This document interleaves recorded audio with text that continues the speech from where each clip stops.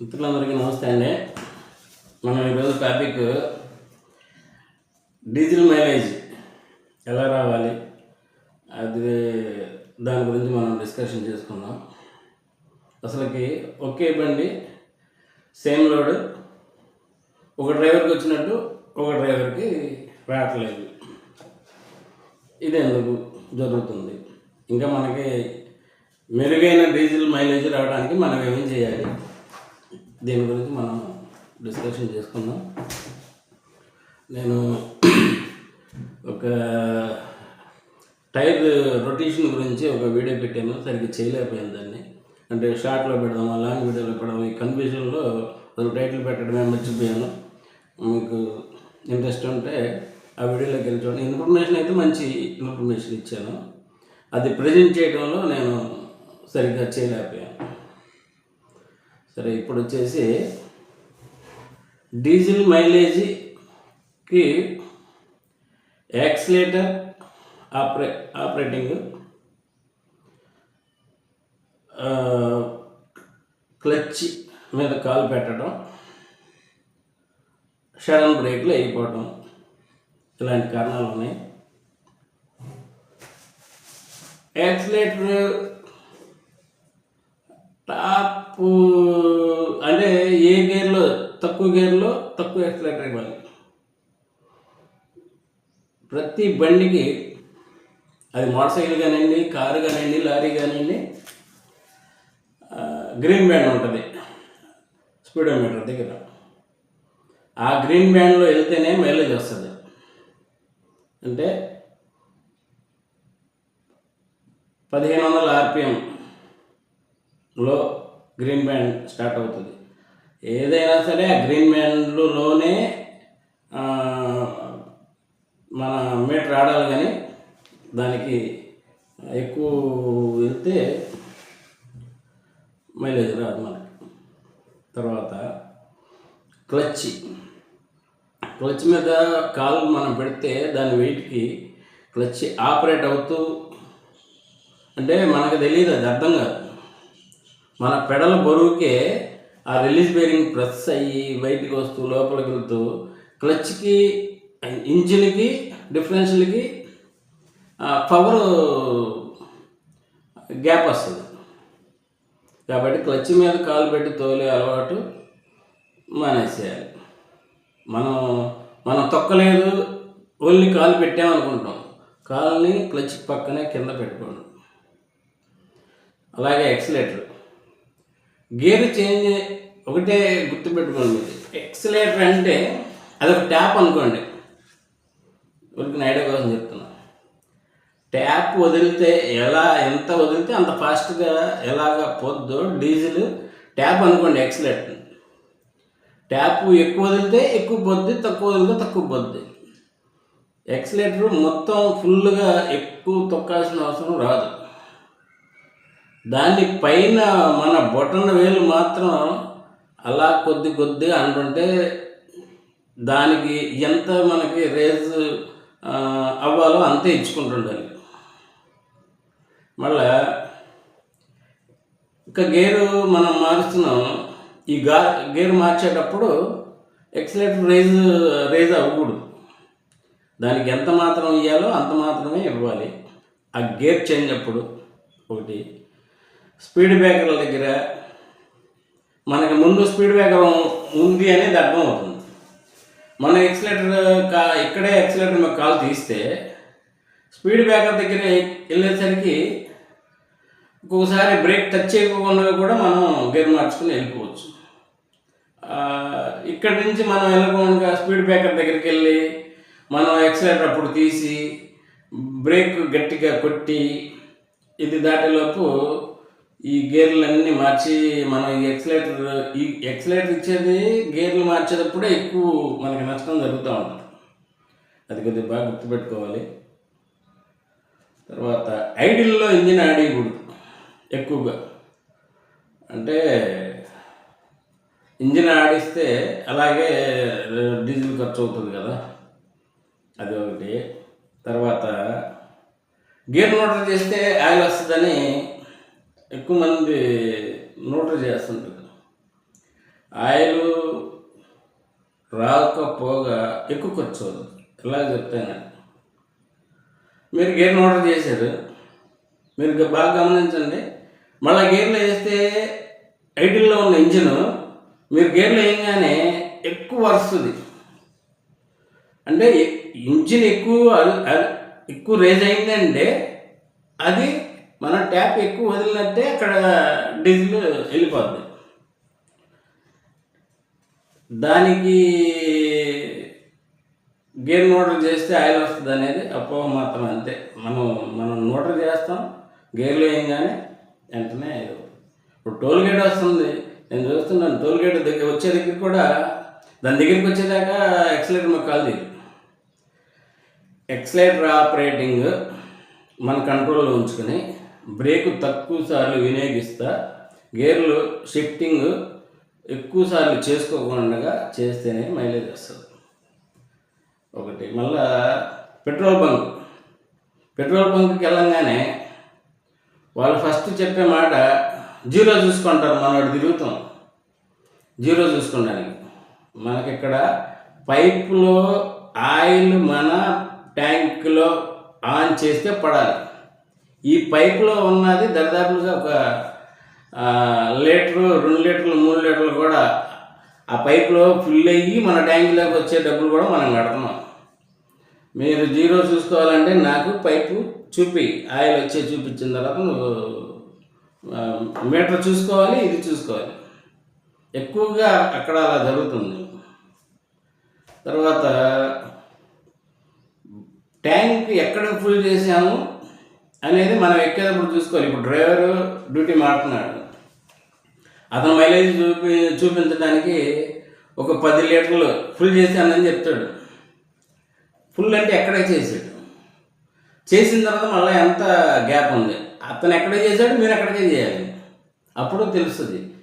ఆ 10 లీటర్ల గ్యాప్తో అతనికి వచ్చింది, నాకు రాలేదు, ఓనర్ గారు మనల్ని అరుస్తాడని మనం నోటర్ చేయటము, లేకపోతే అసలుకి స్లోగా తోలు చూద్దాము, స్పీడ్గా తోలు చూద్దాము, దీనికి ఎలా వస్తుందా ఇలాగా కన్ఫ్యూజ్ అవ్వకుండా మన పని మనం చేస్తామంటే అది కరెక్ట్గానే ఉంటుంది. మాకు ఒక ఓనర్ గారు ఉన్నారు, ఈ బండికి కంప్లైంట్లన్నీ ఓకే చేసిన తర్వాత దీనికి ఇప్పుడు ఆయిల్ బాగా వస్తుందండి అని అన్నాను. ఆయిల్ బాగా వస్తుందంటే నాకు రాదు మిస్త్రీ, 10 లీటర్లు తీసేవాడు 15 లీటర్లు తీస్తాడు, నాకైతే అంతే ఉంటుంది అంటారు ఆయన. అంటే పెట్రోల్ రేటు పెరిగిందిరా అంటే ఎంతైనా పెరగని నాకు నేను కొట్టించేది 100 అన్నట్టు ఉంటుంది అన్నమాట. వాళ్ళ గురించి కాదు నేను మాట్లాడేది.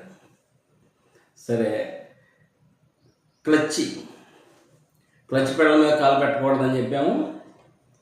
క్లచ్ మనం గేర్ వేసి మూవ్ చేసేటప్పుడు హాఫ్ క్లచ్ వదలంగానే బండి మూవ్ అవ్వాలి. 30 వదలంగానే మూవ్ అవుతుందంటే మన క్లచ్ ప్లేట్ అయిపోవచ్చింది, లేదా ఆ రాడ్ అడ్జస్ట్మెంట్లు కానీ ఏదన్నా. క్లచ్ కండిషన్ బాగుండాలంటే గేర్ సౌండ్ రాకుండా పడాలి. మళ్ళా క్లచ్ సగం వదలంగానే బండి మూవ్ అవ్వాలి, అప్పుడు మనం క్లచ్ కండిషన్లో ఉంది. సర్వీస్, డీజిల్ ఫిల్టర్ చోక్ అయితే మీకు లాగు లేకపోతే పద్దాగా గేర్లు చేంజ్ చేస్తే కూడా మైలేజ్ రాదు. పికప్ ఉంది లేదు చూసుకోవాలి. డీజిల్ ఫిల్టర్ మీద డేట్లు వేసుకుని మార్చినప్పుడు అది దాని పీరియడ్ ఎంత ఉంది మనకు ముందు ఇండికేషన్ ఇస్తూ ఉంటుంది. అది స్టైనర్ బ్లాక్ అవుతుంది, అది చూసుకోవాలి.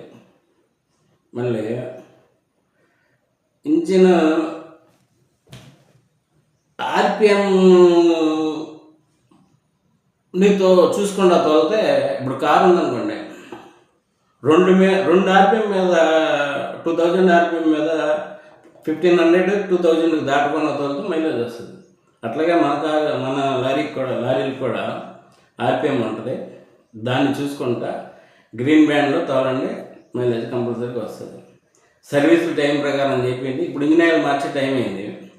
ఆయిల్లో ఉన్న విస్కాసిటీ తగ్గి మనకి ఫ్రీగా ఉండదు లూబ్రికేషన్. ఆయిల్ సర్వీసులు జాబ్ చూసుకోవాలి, క్లచ్ మెయింటెనెన్స్ చూసుకోవాలి, తర్వాత ఫిల్టర్స్ ఈ టైము ఇవి చూసుకోవాలి. ఇప్పుడు BS6కి లైట్ మోడ్ అని ఉంటుంది. అంటే లోడ్ బండి మీద ఒకటి, లోడ్ బండి కాకుండా ఎంటీ మీద మీరు లైట్ మోడ్ ఆన్ చేసుకుంటే మైలేజ్ బాగా పెరుగుద్ది. అసలు ఎంటీ మీద మీరు ఎక్కువ స్పీడ్ వెళ్ళకుండా లోడ్ కోసం తొందరగా స్పీడ్గా వెళ్ళే వాళ్ళకి, స్లోగా వెళ్ళే వాళ్ళకి పెద్ద వేరియేషన్ రాదు నాకు తెలిసినంత. అది లైట్ మోడ్ ఆన్ చేసుకుని వెళ్తే ఎంటీ మీద మైలేజ్ పెరుగుద్ది. మీరు లోడ్ మీద ఉన్నది యావరేజ్ చూసుకుంటే ఎంటీ మీద చాలా వరకు మీరు కవర్ చేసుకోవచ్చు. ఎంటీ మీద ఎక్కువ స్పీడ్ వెళ్ళకుండా దానికి ఏముంది, ఎంటీ మీద ఎక్సలేటర్ ఆపరేటింగ్లో అంత లోడ్ తీసుకోవాల్సిన అవసరం ఉండదు, అంత రేజ్ అవ్వాల్సిన అవసరం ఉండదు. అది చేసుకుంటే BS6కి ఉంటుంది. అది లైట్ మోడ్ ఆన్ చేసుకుని వచ్చి మళ్ళీ మీరు లోడ్ వేసుకున్న తర్వాత మామూలుగా వచ్చేయచ్చు.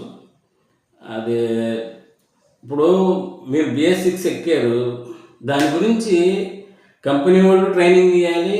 ఇప్పుడు BS4 ఉన్న వాళ్ళు BS6కి ఎక్కుతారు. దీని గురించి తెలుసుకోవాలి. తెలుసుకుంటే ఏమవుతుందంటే అది మీకు ఓనర్కి అందరికీ బాగుంటుంది. అది తెలుసుకోవాలంటే కంపెనీలోకి వెళ్ళినప్పుడు మామూలుగా అన్లోడ్ దగ్గర, లోడ్ దగ్గర సెల్లు చూసుకుంటారు, దానికి ఇబ్బంది లేదు, టైంపాస్ ఓకే. ఒక వర్క్ జరుగుతున్నప్పుడు కంపెనీలో నాకు దీని గురించి వివరించి చెప్పండి అంటే ఏ కంపెనీ వాళ్ళైనా చెప్తారు. ముందు తెలుసుకోవాలనే ఇంట్రెస్ట్ ఉండాలి. ఇంట్రెస్ట్ అంటే అబ్జర్వేషన్. నేను ఒకటి చెప్తానండి. మన ట్రక్ వాల్గాస్ అని ఒక ఛానల్ ఉంది, 16 టైర్ మహేష్ అని కుర్రాడు, చాలా బాగా యూట్యూబ్లో వీడియోలు పెడుతుంటాడు. మీ డ్రైవర్లు చాలామంది ఆ ఛానల్ చూస్తారు. అతను మనల్ని నేపాల్ వెళ్తే నేపాల్ వెళ్ళి వచ్చినట్టు చూపిస్తాడు. అతను కాశ్మీర్ వెళ్తే కాశ్మీర్ వెళ్ళి వచ్చినట్టు చూపిస్తాడు. అంత బాగా చూపిస్తాడు. నేను కూడా మా డ్రైవర్లు చూస్తూ ఉంటే నేను కూడా ఒకసారి 2 సార్లు చూసి ఏదో బాగుందని నేను కూడా చూస్తూ మొదలుపెట్టాను. ఆయన బండిలో స్టీరింగ్ వీల్ రాంగ్ డైరెక్షన్లో ఉంది. అంటే మీరు ఎంతమంది అబ్జర్వ్ చేశారో నాకు తెలీదు. నేను అబ్జర్వ్ చేస్తే స్టీరింగ్ వీల్ ఇలా ఉండాల్సిన ఎంబ్లం ఉంది, కరెక్ట్గా ఇలా ఉండాలి. సెంటర్ అంటే మనం స్టీరింగ్ వీల్ ఇలా కంట్రోల్ చేస్తుంటే ఎదర మీటర్ బోర్డులో ఉన్న మీటర్లన్నీ కనబడతాయి. అతనిది ఇలా ఉంది, ఒక క్రాస్గా ఉంది. ఇదేంటిది క్రాస్గా ఉంది, ఇతను స్టీరింగ్ వీల్ కరెక్ట్ లేదని నేను అనుకుంటున్నాను. ఉన్న తర్వాత 2-3 వీడియోల తర్వాత అతనే చెప్పాడు, ఈ స్టీరింగ్ వీల్ సరి చేయాలి. షెడ్కి వెళ్ళినప్పుడు ఇది అడ్డంగా ఉంది, నాకు మీటర్లు కనబడ్డా. అబ్బా కరెక్టే అంటే అబ్జర్వేషన్ గురించి చెప్తున్నా నేను.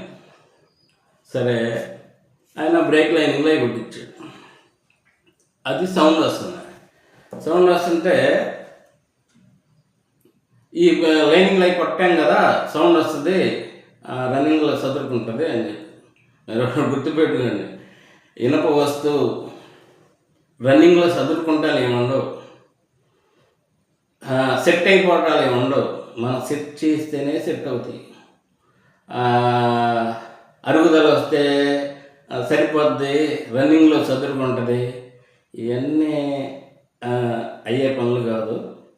మీకు నచ్చినట్టు మీరు బండి పని చెప్పారు, అది ఓకేనా కాదా, లేదంటే నాది కంప్లైంట్ అలాగే ఉంది, నాది సరి చేయమని చెప్పి మేస్త్రి గారికి చెప్పడమే.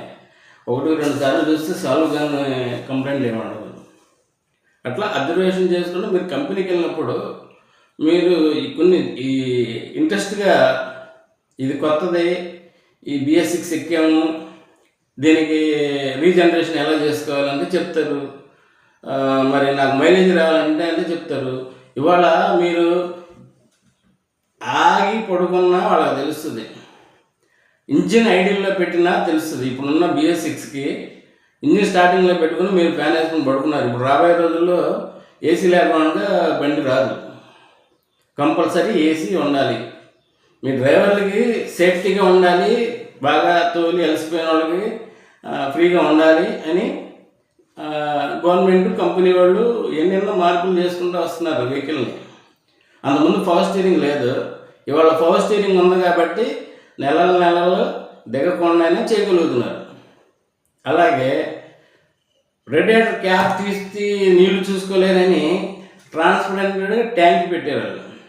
కూలెంట్ ఉంటే మీరు మూత తీయకుండానే ఇక్కడికి ఉంది లెవెల్ తగ్గింది, పోసుకోవడం కరెక్ట్గా ఉంది. ఇంజిన్ ఆయిల్ గేజీ మీరు బానెట్ లేకపోకుండా చూసుకోవాలని వాళ్ళు ఎదర సెల్ దగ్గర పెట్టి మీరు అలా సెల్ అలాగా గేజీ చూసి పెట్టుకోవచ్చు. గ్రీజ్ కొట్టుకునేది చాలా వరకు జాయింట్లు గాట్లకి, వాటర్ పంపులకి వాటికి గ్రీజ్ కొట్టేది తీసేసి నాన్ గ్రీజ్ టైప్ పెట్టేది. ఇన్ని ఫెసిలిటీస్ ఉండబట్టే మనం ఇవాళ నెలలు డ్యూటీ చేయగలుగుతున్నాం. చేస్తున్నామంటే దానికి తగ్గట్టుగా ఆ బండి డిజైన్ ఉంది. ఆ ఉన్న ఇంకా వాళ్ళు ఏమేమి మార్పులు చేశారనేది మనం తెలుసుకోవడం అంటే ఆ కంపెనీలో వర్క్ కోసం వెళ్ళినప్పుడు వాళ్ళని మనకేం డౌట్లు ఉన్నాయి, నాకు ఇది అర్థం కావట్లేదు చూపించండి అంటే చూపిస్తారు వాళ్ళు కంపల్సరీగా. లేదు ఒక సెంటర్లో ఒక 100 బళ్ళు ఉన్నాయి, మాకు మీరు ఫ్రీ సర్వీస్ క్యాంపెయిన్ పెట్టండి, మాకు డ్రైవర్కి ట్రైనింగ్ ఇవ్వండి అని ఓనర్లు అందరూ అడగాలి. అడిగితే పెడతారు. వాళ్ళ వెహికల్స్ సేల్ ఉంటుంది, వాళ్ళ వెహికల్ మైలేజ్ బాగా వస్తుందంటే వాళ్ళకి కూడా సేల్ పెరుగుద్ది కదా. అలాగా ఏదైనా తెలుసుకోండి, సేఫ్ జర్నీ చేయండి, నిద్రస్తే పడుకోండి, ఎప్పుడు చెప్పే మాటే. అయితే క్లచ్ మీద కాలు పెట్టకుండా, గేర్ న్యూట్రల్ చేయకుండా, గేర్లు మార్చినప్పుడు టాప్ గేర్లో మనకు మైలేజ్ వస్తుంది. టాప్ గేర్ నుంచి సెకండ్ గేర్లోకి మారేటప్పుడు మీరు అబ్జర్వ్ చేస్తే ఇంజిన్ అంటే మీరు ఎక్కువ ఆర్పిఎం అబ్జర్వ్ చేయాలి, స్పీడోమీటర్ కాదు. ఆర్పిఎం ఎంత తక్కువలో ఉంది, ఇంజిన్ రేజ్ అవుతూ ఉంటే ఆర్పిఎం పెరుగుతుంది. ఆర్పిఎం ఎంత తక్కువలో ఉంది అంటే అంత మనం ట్యాప్ స్లోగా వదిలేము అంతే. ఇప్పుడు సింపుల్గా మన ముందు ఒక బండి వెళ్తుంది, ఎదురు నుంచి ఒక బండి వస్తుంది, మనం వెనుకున్నాం. ఇక్కడ ఎక్సలేటర్ మీద కాలు తీసేస్తే ఆ బండి పాస్ అయిపోద్ది, మనం ఎక్సలేటర్ ఇవ్వగానే మనం ఈ బండిని క్రాస్ చేసి వెళ్ళవచ్చు. అలాగా కాకుండా మనం దాని దగ్గరికి వెళ్ళి ఎక్సలేటర్ మీద కాలు తీయకుండా దాని దగ్గరికి వెళ్ళి బ్రేక్ కొట్టాము, మళ్ళీ గేర్లు అన్నీ చేంజ్ చేయాలి. గేర్లు చేంజ్ చేసే దగ్గరే ఎక్కువ మనకి డీజిల్ ఖర్చు అవుతుంది. ఇంజిన్ గేర్ నోట్ చేయగానే ఆ ఎక్సలేటర్ మీద కాలు తీసుకోవాలా, మనం తీసేలోపు మనం గేర్ చేంజ్ చేసేలోపు ఇంజిన్ ఎక్కువ రేజ్ అవుతూ ఉంటుంది. ఈ గేర్ చేంజ్లో, ఎక్సలేటర్ ఆపరేటింగ్లో క్లచ్ మీద కాలు పెట్టకుండా ఎక్కువ బ్రేక్ వాడాల్సిన అవసరం రాకుండా నడపడమే డీజిల్ మైలేజ్ రావడానికి ముఖ్య కారణం. మీరు గేర్ న్యూట్రల్ చేస్తే ఇబ్బందే, దాని వల్లనే మైలేజ్ ఏం పెరగదు, పార్ట్స్ దెబ్బతింటాం తప్పితే. ఇది ఒకటి కేర్ తీసుకోండి. ఇంకా అసలుకి ఇప్పుడు 3 లైన్లు ఉన్నాయి. ఈ 3 లైన్లో స్పీడ్ వెళ్ళే బండి ఏ లైన్లో వెళ్ళాలి, సెంటర్లో ఏ లైన్లో వెళ్ళాలి, ఈ చివర ఈ బండి వెళ్ళాలి. అవి కూడా ట్రాఫిక్ రూల్స్ అవి. డివైడర్ అన్నమాట స్లోగా వెళ్ళే బండి వెళ్ళాలి, మరి ఈ చివర వచ్చేసి ఓవర్టేక్ చేసే బండి వెళ్ళాలి, మీడియంగా జర్నీ చేసే బండి సెంటర్ వెళ్ళాలి. ఇలాంటివన్నీ రూల్స్ చూసుకుని ఒక టర్నింగ్ వస్తుంది, ఆ టర్నింగ్ దగ్గరికి వచ్చేసరికి మనం ఎక్సలేటర్ మీద కాల్ తీసుకుని, అదే ఎక్సలేటర్ ఆపరేటింగ్ బ్రేక్ ఎక్కువ టచ్ చేయకోకుండా, బ్రేక్ ఎక్కువ టచ్ చేయాల్సిన అవసరం రాకూడదంటే ఎక్సలేటర్ మన కంట్రోల్లో ఉండాలి.